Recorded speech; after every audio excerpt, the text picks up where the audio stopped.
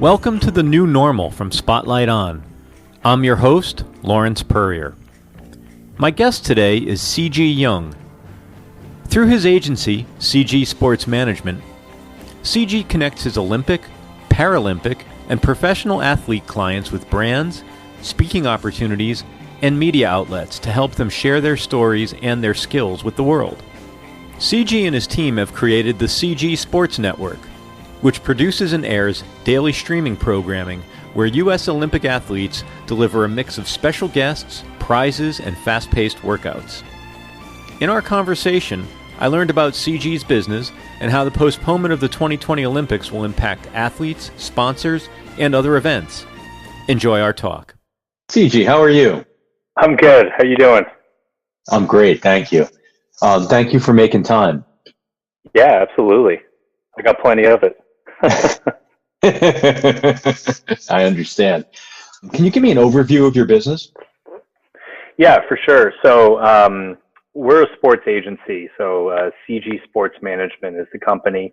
I'm Cejih, and we specialize actually in Olympic sports. So this is like a really crazy time right now to be in the industry. But we represent United States Olympic athletes. We work with brands. We work with sponsors.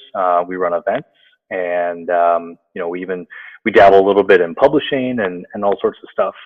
But our main and core business is supporting athletes with sponsorship and endorsements and their business careers. So when you say, I'm going to zero in on for a second. When you say you run events, what's that? What form does that usually take, and how is that impacting you right now? Yeah, probably the highest volume of events that we do, are either sports clinics or camps, that our Olympic athletes will run, that'll bring in, sometimes a few hundred young athletes and even their parents and coaches, who will want to be involved, with a lot of those happening in the spring, like probably now, and also in the summer and fall. What was your experience like in the run-up to the decision around the Olympic change? I talked to a lot of other folks in the sports world who said, it seemed inevitable not only for the health reasons, but just for the inability to deal with qualifying rounds and to move people around. And I'm wondering, how far in advance did it become clear to you that it had to happen? So I guess I'll kind of run you through maybe my 30 days leading up until, they officially announced that the Olympics were being postponed for a year, meaning they announced the date. In the 30 days leading up to that, we started to see competitions be canceled.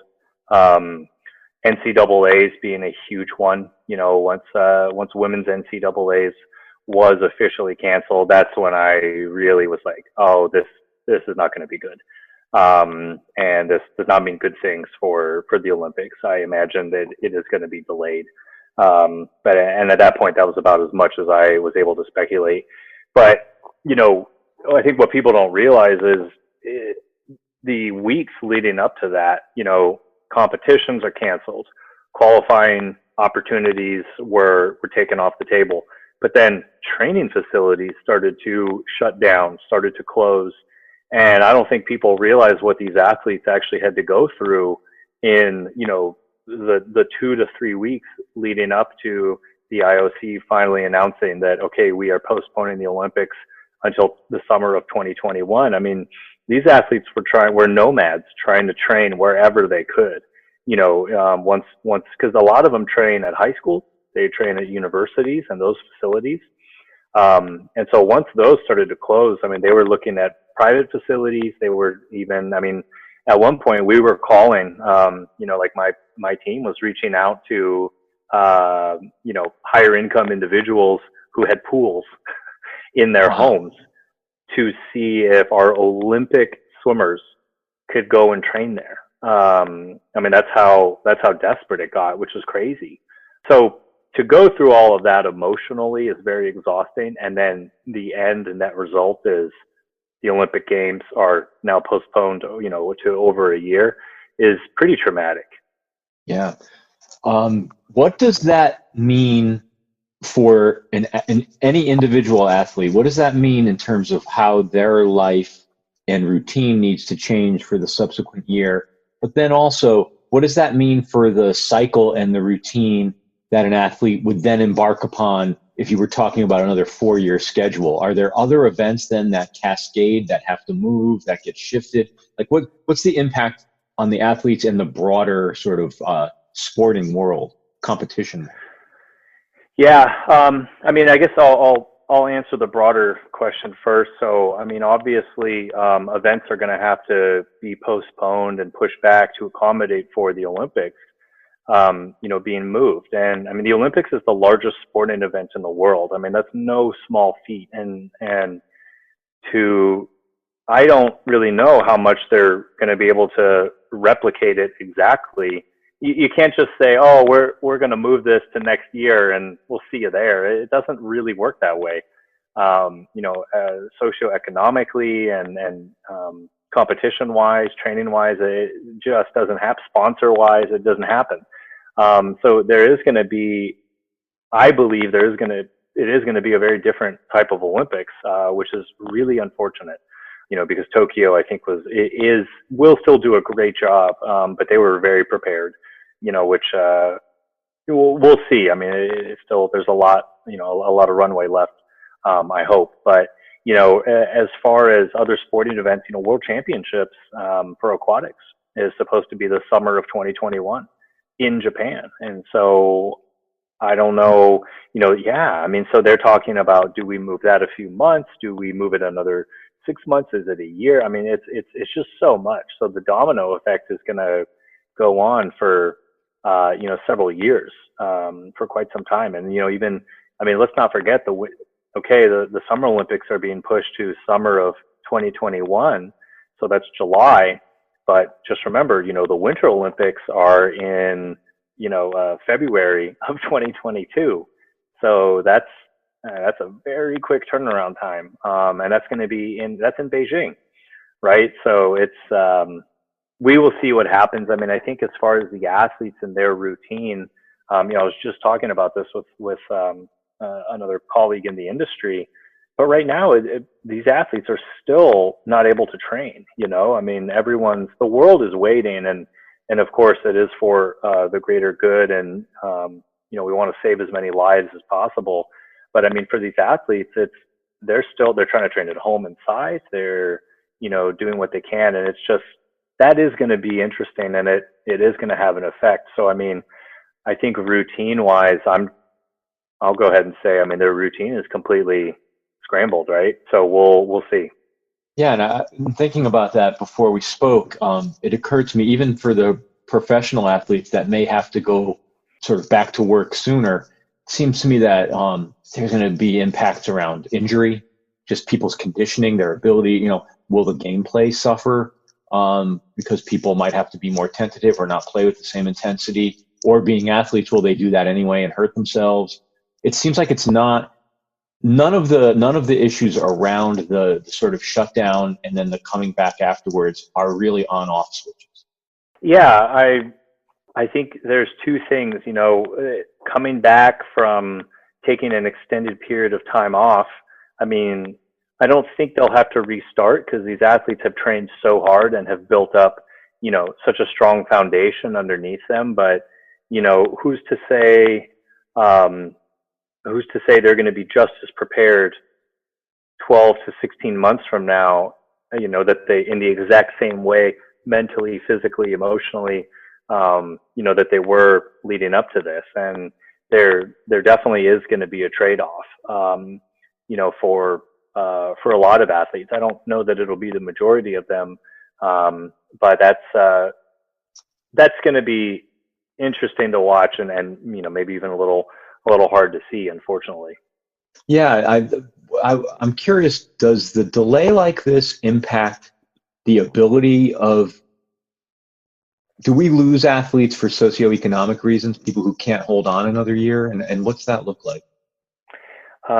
Yeah, I mean, I guess the reality is that there will be athletes who this was summer of 2020, whether it's Olympic trials or the Olympic Games, from many sports was, of course, it was kind of going to be their their final note, right, and their swan song. And we're planning on beginning jobs, school, families, life, right in the fall of 2020. And so for that to be pushed, for the games and the Olympics and Olympic trials to be pushed, I don't know that their plans for their life change, just because the games, unfortunately, and very sadly, were moved. So you definitely will have some athletes who are going to have some big decisions to make, and some tough and unfortunate decisions to make, like we all do. But yeah, that's just the reality of this. Yeah. And what have you been doing with the athletes you work with to either keep busy, to keep active, or to find opportunity during this period? Yeah, so we put together it started off with just one live webinar where we took one of our Olympic athletes, and this is actually before the postponement and the announcements, and we were just kind of sort of first to market with this, where we just put together one webinar and made it free, invited anyone from the swimming community, sports community who wanted to attend, and we had something like 1,300 people register for this live webinar and Q&A with Elizabeth Beisel, who's a 3-time Olympian. She just had a best-selling book on Amazon, and we hosted it for over an hour. That went really well. And then after that, we realized, well, the reality is no one's really going to be out there right now doing events, appearances, speaking opportunities. So we should actually, we have kind of a foundation here. Why don't we keep this going? And so what we did is we actually just booked a whole week of shows that would just kind of recur every single week, almost, sort of to like the network television approach. And the response to the market has been great, but it's been great for our audience, great for fans of the sport, fans of the Olympics, but it has provided a nice little window for our athletes to stay out in the market, stay out there. They're actually getting a lot of views, and one positive is we are able to, go to our partners, whether that's sponsors, whether it's endorsers, or, the people who support us, and say, hey, yes, they may not be in these competitions coming up as they're being canceled, but we do have the attention of several hundred fans for over an hour. And, that is a pretty powerful statistic. So we have been able to, I guess, pivot a little bit. I don't want to give any, delusions of grandeur that, that's replacing our core business, right? But it has been able to be a very positive thing, and it's something that we're pretty proud that we're able to offer into the community right now. Yeah, that's phenomenal. It seems like it checks a lot of boxes in terms of doing something really positive for your community that you're part of, as well as the individual constituents, whether it's keeping the athletes busy and engaged, or bringing something back to the sponsors, who I'm sure are scratching their heads about how to reach audience right now.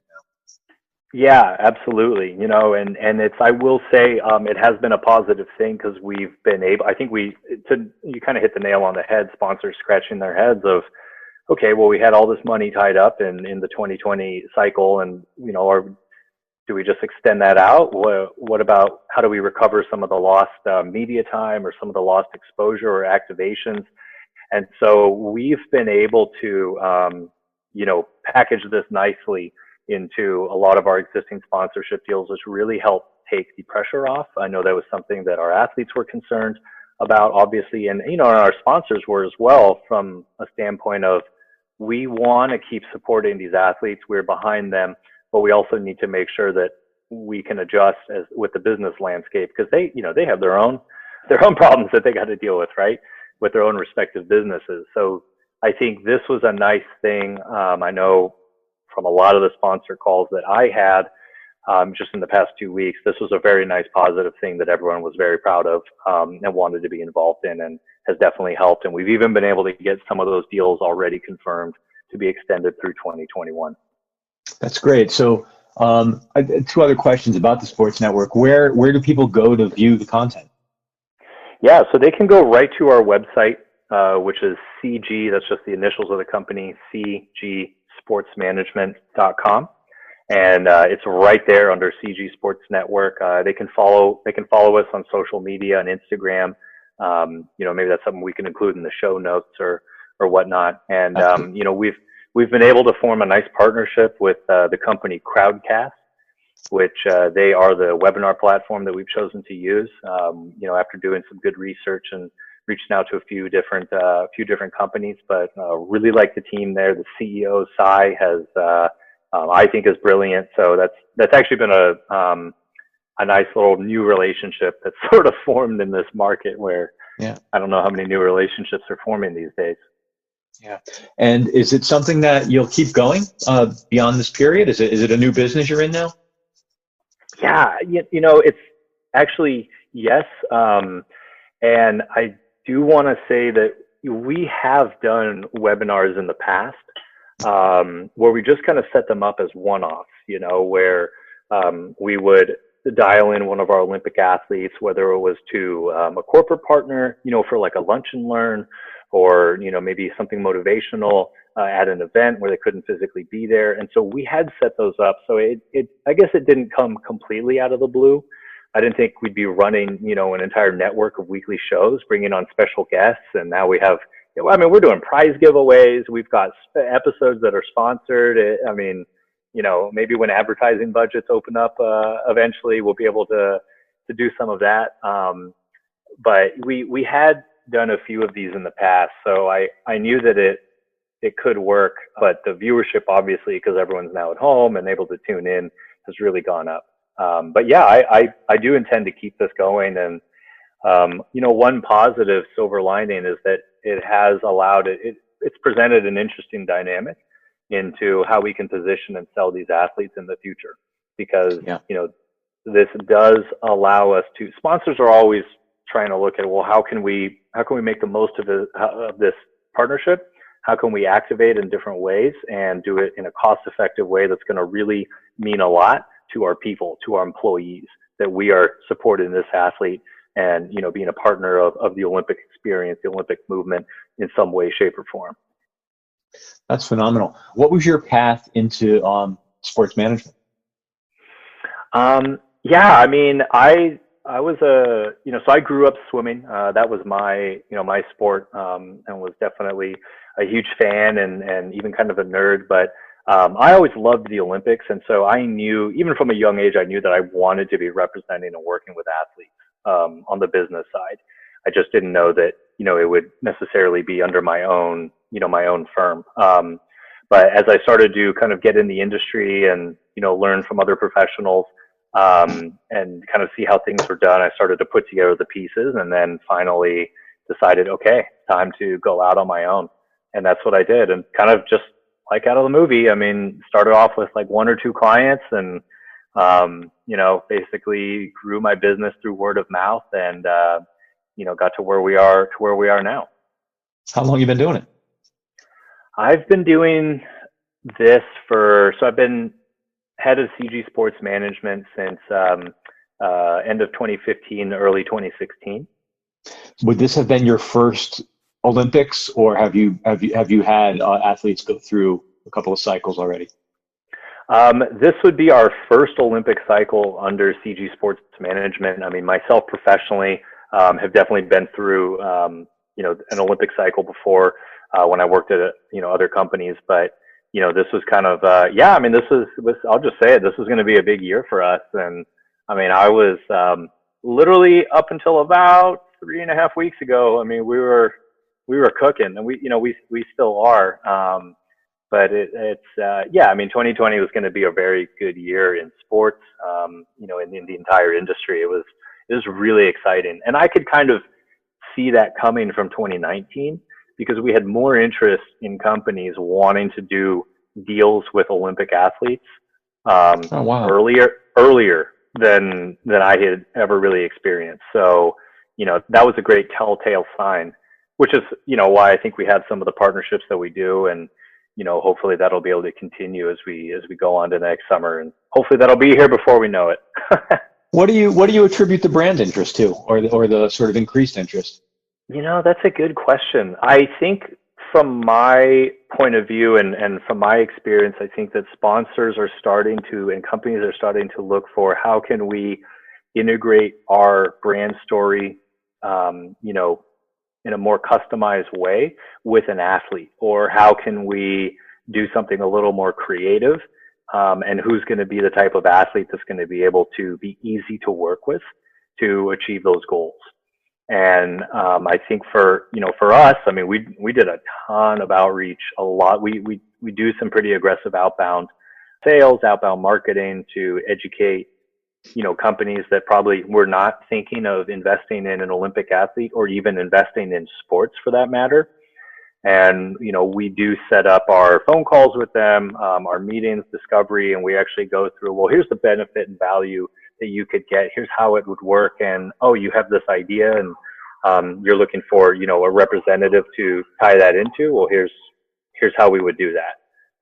And that's usually, those conversations are always very eye-opening. I think the sponsors are, they get very excited because they didn't realize that, oh, wow, there's a lot more you can do than just slapping our logo on or around that athlete's brand. They're actually 3-4 dimensional. So there's a media savviness and a little bit of a marketing awareness now that has to be part of the training for an athlete. They really have to understand how to take advantage of these opportunities.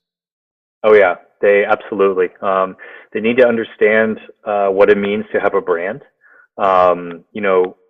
Just because you are a professional athlete or an Olympic athlete, yes, you have a platform, but there's a difference between having a large following, a large audience, and actually having a true brand. And I think that's one of the things I probably see the most of. Yeah.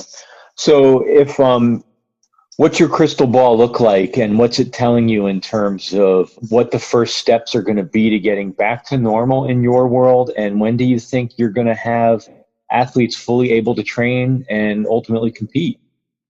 Lawrence, I'll shoot you straight. I don't know. Yeah, you're not alone. Yeah. You're not alone. Yeah, I don't know.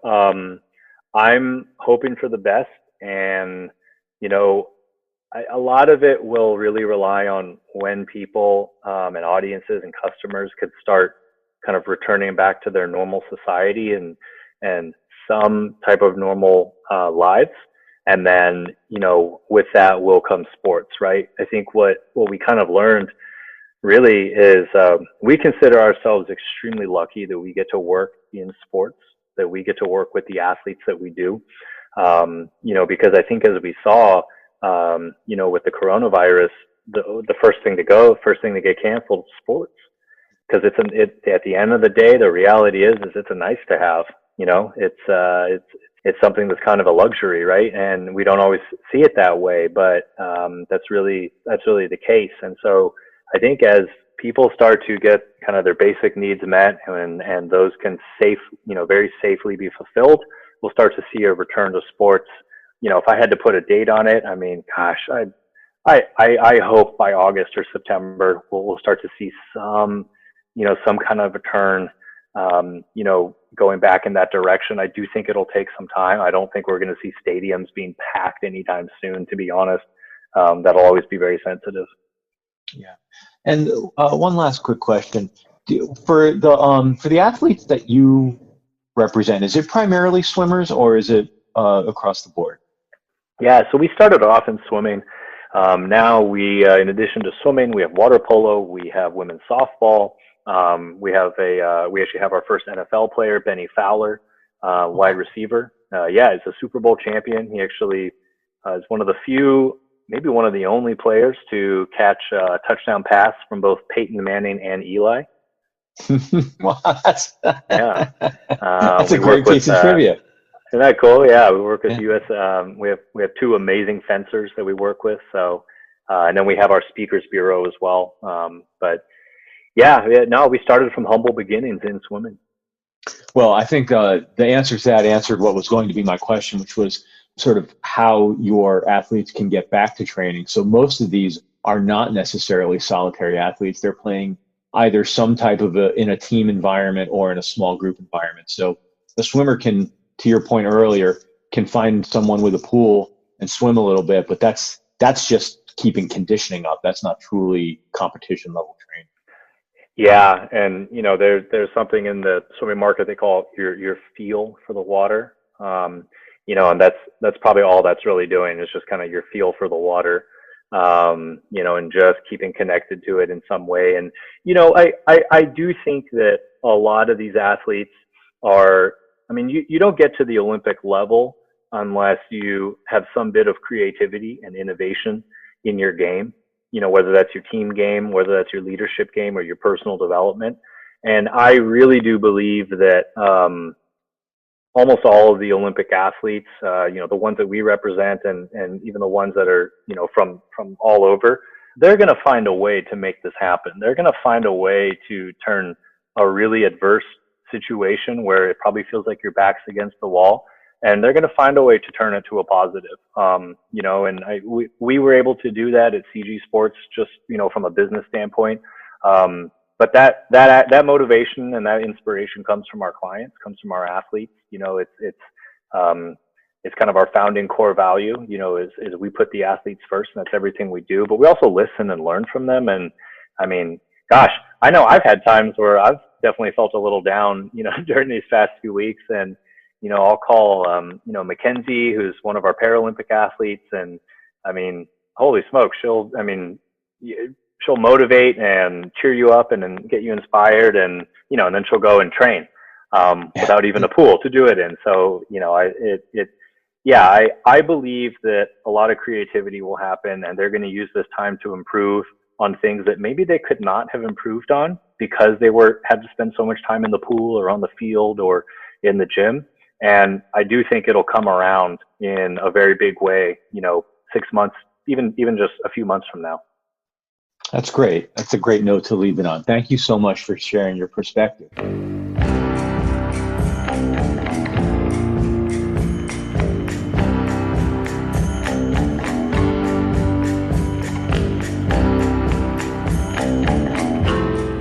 Thank you so much to Cejih Yung.